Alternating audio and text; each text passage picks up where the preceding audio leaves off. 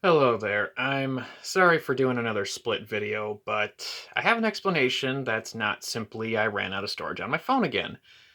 This time it's because when I did the review part of my video, it uh, kind of sucked. I was kind of just rambling on and not really saying anything meaningful. I was kind of just repeating myself from the review of the other figure I've done. Which is why I'm going to try something else for this figure. Instead of just simply talking about him, I'm going to talk about the difference between him and the artist-proof Intercessor. Well, difference and similarities, which there are a lot of similarities. There's also a couple of obvious differences. Now, first talk about what's similar. To me, it looks like the chest piece, legs, arms, backpack, helmet. Actually, not the helmet, but almost all the parts look like they were recycled from the artist proof Intercessor. Which, and that being said, that means they have almost the exact range of articulation. Arms can rotate about the shoulder, they can rotate forward and back, outward to some extent. They have I should say, has double jointed elbows that can pivot upwards pretty far. That's not even all the way. And yeah, so very good range of motion on this figure. And another thing they share in common is how obnoxiously hard it is to get them to hold their guns. That's actually why he's still holding his chainsword, because off camera, I got his chainsword into his hands. Excuse me. And it was a chore, to say the least. And that is also why he's still holding it, because it was a pain trying to get it out. I felt like I was going to break it, so I just thought better not to risk it. He's going to be holding it most of the time anyway. So, yeah, that's about what they share in common. Now let's talk about what's different.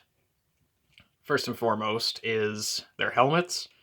Very subtle differences. This guy, the Primaris Assault Intercessor, being a sergeant, has a small silver skull. I'll try to maybe just move the light a little bit. Yeah, he has a small silver skull on his forehead, signifying him being a sergeant. Also signified by the emblem on his knee. Also, he has the Ultramarines emblem on his left pauldron. I'm sorry about the light. Maybe I'll just get rid of that for a second. Oh, that's much better. And on the other shoulder, he has a close support emblem. Now, another thing different is the pauldrons. Although they move in the same manner because they have a double jointed ball joint on the inside. I'll pop this off just to show you quick. Ow. Yeah, there's just a little ball socket right there and a little part sticking out.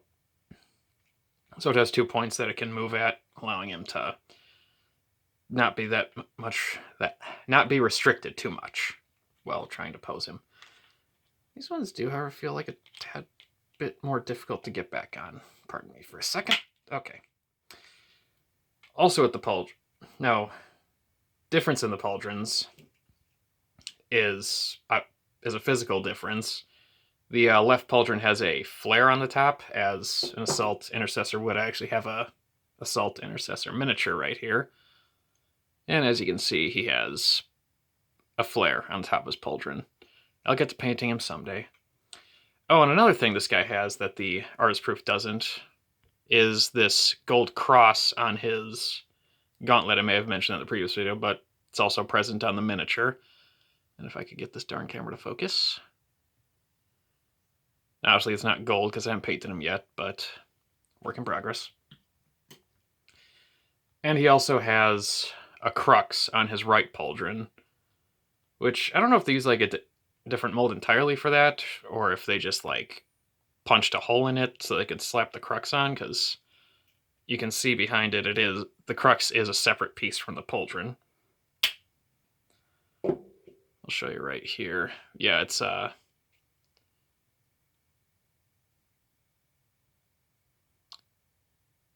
Looks like it was pressed through.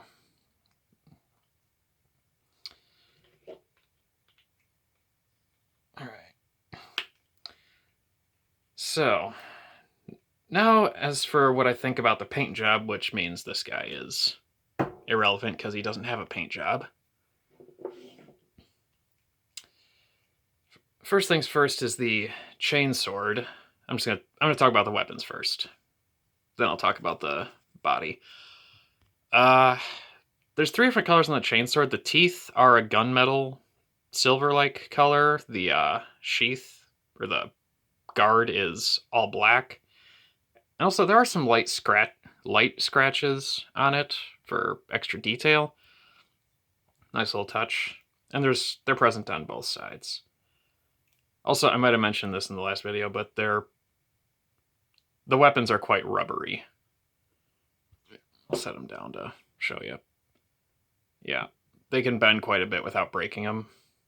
I'm not going to bend it too far because I don't want to put too much tension on it. Another color on the Chainsword is the skull, is a gold color. Now, here's a little pet peeve of mine. I'm not sure. Actually, maybe I'll use the miniature for reference. Oh. This sergeant doesn't even have a skull on his Chainsword, so that doesn't count. But yeah, having a skull on the Chainsword, shouldn't the skull be facing, like, forward, so you would see the face if he was holding it like this?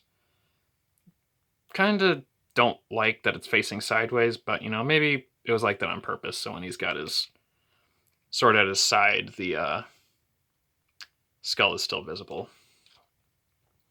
And also, I don't know if this happened to everybody, but my Chainsword came a bit warped. And I know I was just bending it, but I was bending it the opposite way of what it came warped, so...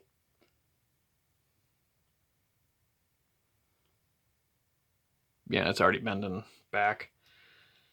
So, off of the Chainsword onto the pistol, the heavy bolt pistol. I feel this leaves something to be desired. There's just not... I mean, there's a lot of physical detail on it. There's, you know, there's like an upper piece that looks like it connects. It has a ridged hand grip. But other than that, this is all one color. It's all gunmetal silver.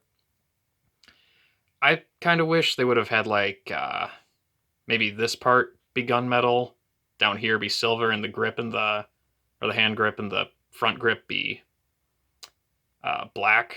Maybe the barrel could also be silver, but you know, considering I bought the artist proof Intercessor, I'm not afraid to put some paint on it. So, yeah, on to how hard it is to get it in his hand. Oh, one color I forgot to didn't forget to mention it. Now we'll talk about the Intercessor's own paint job. He has the gold wings on his chest like almost every Space Marine does. On the crux, it is blue, obviously, and he's also got the gold trim on his pauldrons. That's for the Ultramarines 2nd Company. I already mentioned the cross, but the cross is gold. Also, on the back of his backpack, he has another Ultramarine Sergeant emblem. Forgot to mention that. And actually, I'm just gonna put... yeah. So both of them have little like magazine pouches down here. And on his helmet is where he has some extra colors. There's some silver on the side of his helmet as well as the pipes on the front. His eyes, I don't know how well you can see that, but those are the only unique color being green. Actually, I wonder. I've got the Necron handy over here. Yeah, I think his eyes are the same green as the one they used on the Necron, so... I mean, it's not necessarily a bad thing, being resourceful. And I think it's a nice touch, gives him a little bit more detail. So, all in all, I'd say I like that I picked up this action figure. It's not too expensive. I'm not trying to sell it to you or anything like that. Good grief.